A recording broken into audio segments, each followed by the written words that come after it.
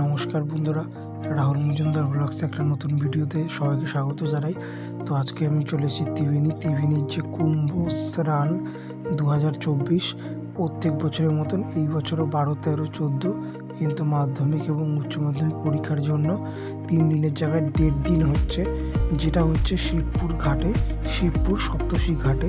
সামনেই দেখতে পাচ্ছ কিন্তু সপ্তশী ঘাটে প্রচুর মানুষের ভিড়, সবাই স্নান করছে। এখানে স্নান করে এখান থেকে যে পাশে মন্দির আছে এবং মন্দির দর্শন করবে এবং তারপরে সেখানে মেলা আছে, সেই সবাই মেলায় যায় এবং মেলায় যে সাধু সন্তরা বিভিন্ন যাগযজ্ঞ করে সেখানে সবাই আর কি প্রবেশ করে আর কি, সেখানে মেলা উপভোগ করতে যায়।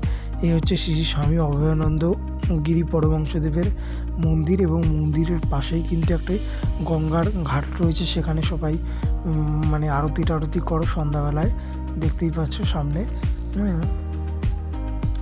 ওইদিকে আরও পরপর ঘাট আছে। আর এই হচ্ছে যে স্বামী পরমহংসদেবের মন্দির। এখানে অনেকে আসে ঘুরে ফিরে বিশ্রাম নেয়, কারণ মন্দিরটা অনেকটাই বড়।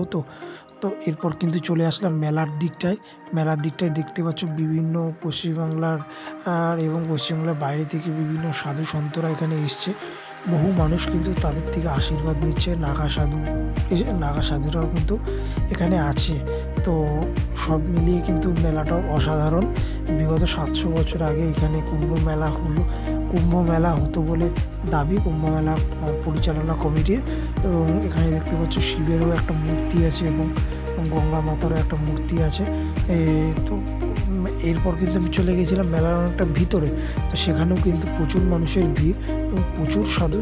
এবং এইখানে যে কুম্ভ মেলার মেন যজ্ঞ, সেটা কিন্তু এই যজ্ঞস্থানে যজ্ঞ হবে। দেখতেই পাচ্ছ এখানে পুরো পরিপূর্ণরূপে একদম সব কিছু অ্যারেঞ্জমেন্ট করা আছে। এবং স্বাভাবিকভাবেই এই যে সন্ধ্যা আরতিরও কিন্তু একটা চিত্র তোমাদের সামনে, কি সুন্দর অপরূপ মহিমায় সন্ধ্যা আরতি হয়েছে, তারও কিন্তু একটা অপরূপ চিত্র তোমাদের সামনে তুলে ধরলাম।